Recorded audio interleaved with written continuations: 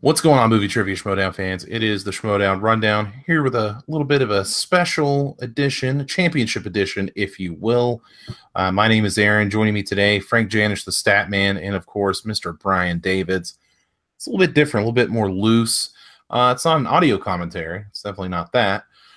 So we're just here talking about the championship match and the undercard bout between Perri and Brianne, aka Miss Movies, and we'll be breaking down John Rocha versus Mark Reilly for the third time. And, a little special edition here because we didn't get a chance to do it during Celebration Weekend because we were all pretty busy and we had the audio commentary for the free-for-all. So we just kind of want to get this out to you. So let's get into it. Let's talk about it. It's going to be Miss Movies in singles versus Perri Nemiroff in her debut in singles. So, Frank, give me some stats and tell me how you think this match is going to go. So Brianne and Perri have not competed in a singles format. They've only been in a team format. Brianne, when she answers her individual questions right now, she's answering just about 59% correct on within the first round set of 8 questions. And then when you go into that third round, when she does answer questions. So that's what that number comes from.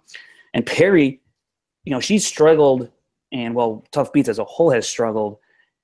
Perri's answering 44% on her individual questions, so not very strong in that sense. And I think this is really Brianne's chance to make a stamp in the singles arena. I mean, we've all seen, I think most of us have seen, her posts on social media of her studying and reading different trivia books. And I think she's really going to impress a lot of people here in this singles match. So obviously you can tell I am a fan of Brianne Chandler. What do you think, Brian? Well, I think it's all going to come together this week for Brianne. I think the planets are going to align. She's obviously a big underdog, and a lot of people are certainly going to pick Perri. Perri is the most popular woman at Collider. She's one of the most popular personalities at Collider. But I like what I'm seeing lately from Brianne because she's really having fun with the entrances, and she's playing characters like we saw in Free for All. So I think this is her chance to truly shine. I think she's going to win, and I think this is when she's truly going to, really become a really talked about player. I think this is not just going to be a win that is forgotten about. I think people are going to be talking about this win for a long time. So I cannot wait to see what Miss Method Movies has up her sleeve. But yeah, I'm going Miss Movies for sure. I'm going to make a prediction. I don't think it's too bold of a prediction. I think this is going to be one of the top 3, if not the top. We'll exclude Free for All in this, viewed matches of this particular season. Just judging by how popular these two competitors are within the league and within league circles, I think this is action they get on social media from their posts and discussion in the Movie Trivia Schmoedown Facebook group. I think it's going to be one of the bigger matches. And I mean, is that fair to say, do you think? Absolutely. I think, and it doesn't hurt that, you got the title match right after them, but they are definitely going to be a big draw because a lot of people love Perri, love Brianne, and that's a huge, huge draw to this match. I hear what you're saying, Aaron. If it wasn't the undercard of the title match, I think it would definitely be a popular video. I think a lot of people would tune in because these are 2 of the most popular personalities in the Schmoedown and beyond. Yeah, and this is not a hindrance at all for the Reilly Rocha match, but we've seen that 3 times.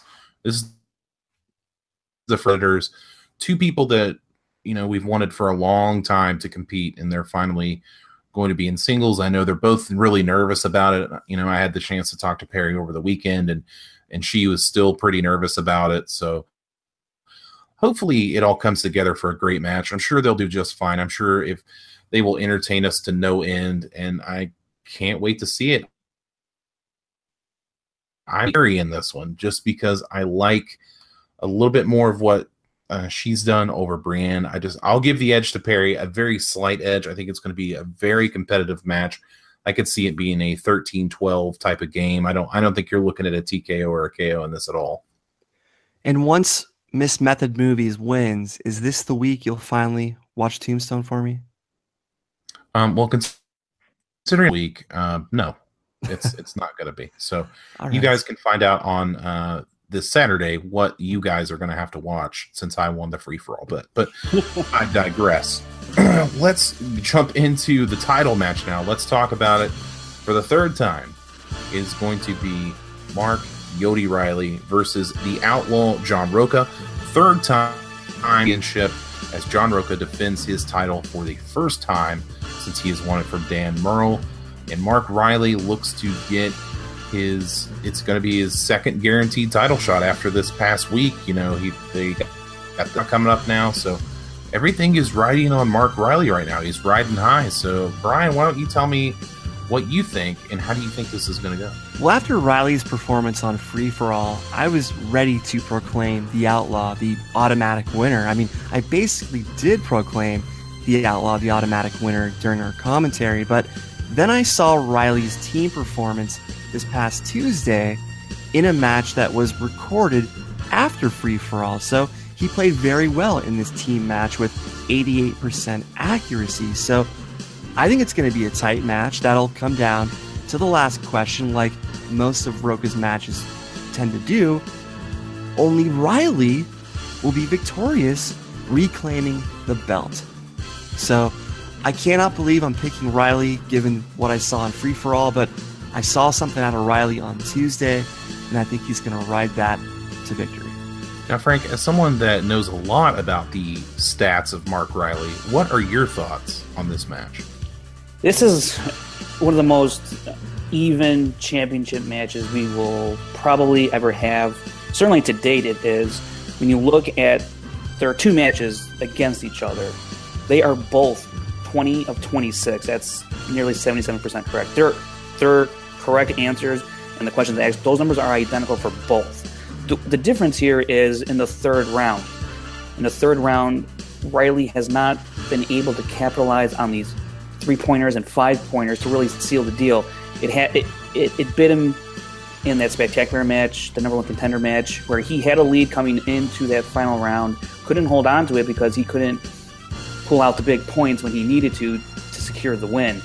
And that's going to be a huge obstacle for Reilly to overcome. If he can do that, if he can perform well in the third round, it's going to put a lot of stress and pressure on Rocha. But Rocha is no stranger to the pressure in the third round. He's gone to the last question, to the 5-pointer, multiple times, and he's answered. And he's answered the bell just about every single time. I think there's been one time where he didn't. Obviously, the infamous Bestman incident notwithstanding, he has been absolutely dominant in the third round. He's answering 83% of the possible points in the third round. Reilly, he's only earning, 50% of his possible points in the third round. So when you look at the third round, the third round is really the final round because the third round of the championship match format is different, as well as the fourth round. So it's going to get to that point. There's not going to be a TKO or a KO. These guys are too evenly matched. But one thing that can really sway this match is the prevalence of certain categories.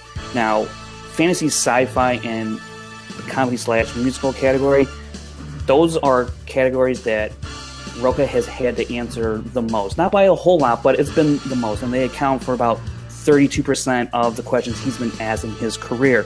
Now, when you look at how he's answering those questions, he's only correctly answering those 51% of the time.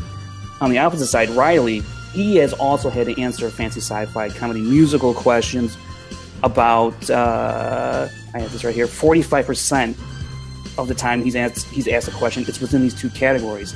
And when he answers, he is answering at an 75% clip. So it is a very high clip when he gets those two categories. If majority of the match is in those categories, Rocha's in for a rough time.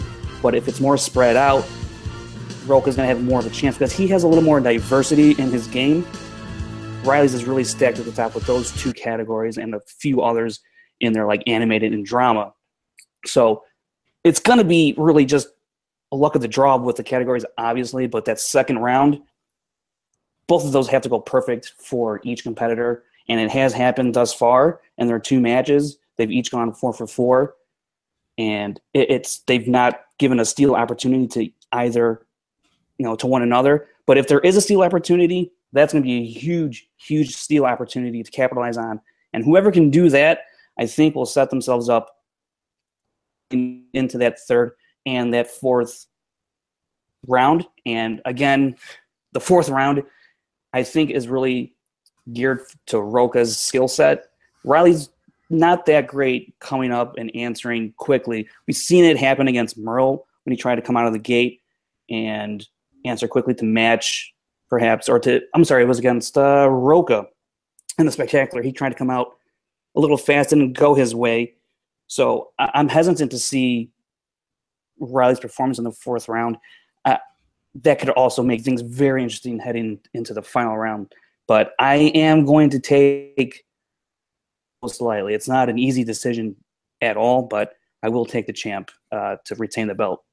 Frank, let me ask you, I don't mean to interrupt, Aaron, but Frank, you used to talk about how there was a trend with Reilly being a slow starter. You did not have a lot of great performances in round 1 for a while. Is that still the case, or has he recovered from those round 1 struggles he had for a while last year?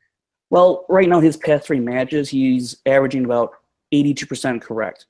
His past 3 matches in the 1st round. So, and it was really his really weak point was the 3rd round. It's always been the 3rd round in earning those big points, and he's been, pretty manageable in the 1st round. And so his last 3 averaging 82%. The 3 before that, he was averaging 66%. So it has picked up these last 3 matches. Yeah, it seems like he's moved on from it, because it was something that you and I both talked about on our respective shows at the time, but there was a stretch there where he just could not get going in the 1st round. But yeah, now it's really just a matter of, can he hit those pressure-filled questions? Aaron? I want to come at this from a sports angle. It's so hard to beat somebody twice. It's damn near impossible to beat the same person 3 times. And what I've seen from Reilly, though, for the longest time, of course, I want him to turn heel and all that BS. I've kind of changed my mind on it, especially after I've seen what he can do on the stick. Now, I'll talk about this more on the full Saturday show, but Mark Reilly has been nothing but short of phenomenal on the microphone. Going back from his promo at the free-for-all to this week's team match, and even further beyond when he first beat Clark to become the #1 contender, the guy's been incredible on the mic, and I think it's because he's confident that he can finally take down Rocha. That being said, I feel like Rocha's been a little bit silent in terms of Reilly. Yeah, they've had their back and forths and stuff like that, but I half expected him to show up on Tuesday and interrupt the team match. He didn't do that, so that was kind of surprising. I don't want to say that I think Rocha is scared or nervous of Mark Reilly, because once you beat somebody twice, it's hard to get nervous about playing them. It really is. But it's worth noting, I think, that Rocha hasn't been around there. I think he has a deep respect for Reilly and Reilly's game, and maybe that's why he's not been around as much. But I think it's very interesting. I think we're seeing a different side of the outlaw character where, he's got the respect going on, and that's kind of cool to see. It's a different layer to the onion of the outlaw. But all that out of the way, I will take Mark Reilly to win this match. I think it's his time. I think it's his time to be back on top. I think he's got the confidence. I think he's been pretty consistent lately, the free-for-all notwithstanding. I mean, he crushed it in the team match this past week, so I think Reilly's going to do just enough to beat Rocha and reclaim that ever since he lost. I think it's Reilly's time. Can I give just another quick nugget between these two? Sure. So, dating back to the match Reilly had with JTE, the championship match last year, Reilly was on a bit of a downturn after that match. He was, at that point, he was averaging 71% correct, and through the next 4 matches, it dropped down to as low as 70%, which is he was on a steady decline each match. It got a little bit lower. He went from 71% to 70.37, down to 70.2, down to 70.09. And then when he got to that second match with Rocha, he bumped it up a point and a half to 71.6. And now he sits right now at 72%. But then the free-for-all came, and he scored 50% in that. Not a good showing. He drops his average down to 69%. Rocha, on the other hand, he performed really, really well in the free-for-all. He pretty much stayed at his own average of about 71%. But Rocha, in his previous 3 matches, starting with that Ellis match, he's been on a bit of a decline. His percentage from that Ellis match to where we're at now has dropped 3%. So will that trend continue for a 4th match? I don't know. I don't think so, because he's only been below 70% once in his career, and that was back when he faced off against Mance the second time. His percentage dropped to 66%, and he's been on the rise ever since, and he's stayed above 70% for a vast majority of his career. Does it drop below now 70 when he goes against Reilly? I don't think so, but it's going to be a very, very close match in the end. Brian, give me your final thoughts. Well, guys, I am taking the underdogs in both matches, and I think the underdogs will be victorious, obviously. And it's just, I'll be very curious to see the reaction to that, because so many people are so big on Outlaw Nation. So many people are big on Perri, of course. And I'll be curious to see if the majority of the fan bases start to embrace Reilly and Miss Movies after they win in these matches. So, yeah, Reilly's got his own following, don't get me wrong, but the Outlaw Nation is certainly a bigger following and a very loud following. So I wonder how the reception will be amongst the fans. But, yeah, underdogs all the way. And, Frank, I was curious. This is the first time someone has reclaimed the belt, right? If Reilly wins, correct? Correct. Okay, so that is an amazing feat when you think about it, to reclaim the belt after all this time, to go through the last year of struggles. I mean, Reilly kind of hit rock bottom for a while, so it's quite an amazing feat to come back from rock bottom and make his way all the way back to the top. And at the same time, though, it's got to be disappointing for John Rocha if he loses the belt this quickly. He worked so long to get it, and it'd be a shame to see him lose it this quick. So a lot of interesting storylines either way, but I think the underdogs are coming out with victories on Friday. And I actually have another record that John Rocha doesn't want. Shortest title reign is a record that the Outlaw does not want to claim. That's true. All the records. I got one more quick nugget here. In title formats, Reilly in his 2 title formats, he is 20 of 30 for 66.67%. And Rocha in his 2 title formats, he had a title format against Ellis for the Ultimate Schmoedown, and then against Merle, he is 26 of 39 for 66.67%. They have the exact same percentage in these title formats. So another interesting tidbit here between these 2. But like Aaron said, there's just no way Reilly is going to lose to Rocha again, especially after how close Spectacular was. So when you look at the overall narrative, when you look at the overall, Schmoedown God type stuff, I really think Reilly is the one that fits the narrative right now, if you look at it from that sports angle. Well, I guess that means my Blackhawks won't lose to the Predators 3 times in a row. So I'm not saying it's foolproof, but I like where Aaron's head's at. Right. I don't watch talking about right now, so I'll just pretend like I didn't hear that. But yeah, I mean, I'm interested to see the votes, because I know Christian's probably got a poll up on his Twitter right now. I haven't really checked, so I'm kind of interested to see where the fans lie on this. I assume it's probably 60-40 Outlaw, just speaking is so strong. But I think it's 155 to 111 when I checked Facebook earlier today. In favor of Rocha? In favor of Rocha, yeah. Okay. Yeah, that sounds about right. That's kind of what I would about figure it. So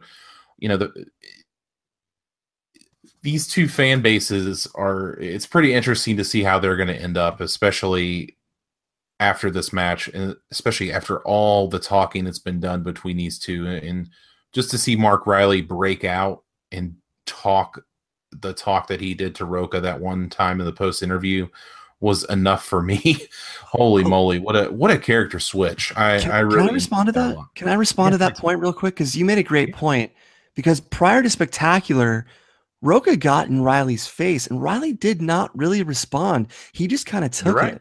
I remember commenting on that on a former show, and I'm like, why isn't Reilly doing something here? Why is he just letting Rocha kind of walk all over him?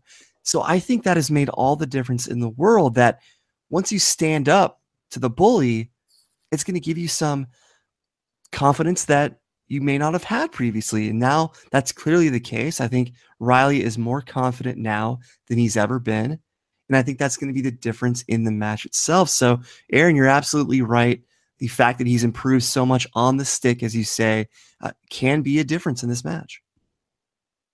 Yeah, it just takes time. It takes a lot of time and a lot of practice, which Reilly's been in a lot of matches. So it just keeps coming, especially the more promo work that they do before these matches. And Rocha, Rocha's an actor, so it doesn't surprise me that he's good on the mic. It doesn't surprise me at all, because he knows how to work dialogue and he knows how to be in front of a camera. So I've enjoyed that dynamic of it as much as the match itself. And I know how great these two competitors are, but just the back and forth has been incredible. It's one of the best, if not the best, back and forth we've had going forward. So I think once the road gets here and we get to the title match on Friday, I think it's just going to be a culmination of everything we've ever seen. I think it's going to be another emotions, and I don't think they're going to be screaming in each other's face after the match is over. I think it's going to be a very respectful end, and hopefully, if Mark Reilly wins, we may get to see Act 4 and Act 5. I mean, who knows? Well, Sam Levine would be able to challenge one of those guys, whomever wins. So Sam Levine has that title shot, of course, and it'd be awfully interesting to see Reilly and Levine square off again, as they just played, I think, in January, and that was a pretty good match, if I recall. So interesting stuff there. But I remember saying about Reilly, I don't think he cared about being the mic presence that he now is. And ever since I said that, it's almost like he's gone out of his way to really improve that side, and it's clearly helped. But yeah, that Sam Levine element is now kind of lurking in the background as to whomever wins this. We can't forget about that. But Sam, that's the kind of the one cool thing about Free for All, is that so much is now changed about this match when you know that Sam is just waiting there. And whomever it is, Reilly or Rocha, I cannot wait to see Sam square off, because Sam, we know, is dangerous. Sam has proven he's been dangerous in the past. And we may not get the direct rematch between Reilly and Rocha, but at least we have a great match waiting for us. Thanks to Sam. Guys, we're going to get the full episode on Saturday. You'll get it like normal. This is just a special one-off because we didn't get a chance to give our thoughts and how we were leaning towards the championship match and the undercard this week. So I hope you enjoyed it. And as always, please do comment in the YouTube comment section. Go ahead and leave us a review on iTunes, on the Schmoedown feed. Do all that good stuff. And, tell us who you think's going to win between Reilly and Rocha and Brianne and Perri Nemiroff, and tell us how you think it's going to go. I'd love to hear your thoughts. And my name is Aaron Turner. You can find me on Twitter at ATTitanium. Frank Janish, where can you be found, man? I'm on Twitter at FrankieJ29. You can always catch me roaming the Facebook pages as well. Yeah, Frank Janish, newly known video producer. We never knew, but anyway. Brian Davids, where can you be found, man? You guys can follow me, Brian Davids, on Twitter at BDF331. Check out my TV film podcast at filmschlubspodcast.com. I just released my interview with Vince Gilligan about Better Call Saul's Season 3 premiere, so check that out. All right, and as I said, we will be back Saturday with a full episode. Frank and I are going to be talking about our experience at Star Wars Celebration, everything that happened. We'll break down all the matches. We'll probably give a couple more thoughts on the free-for-all this past weekend.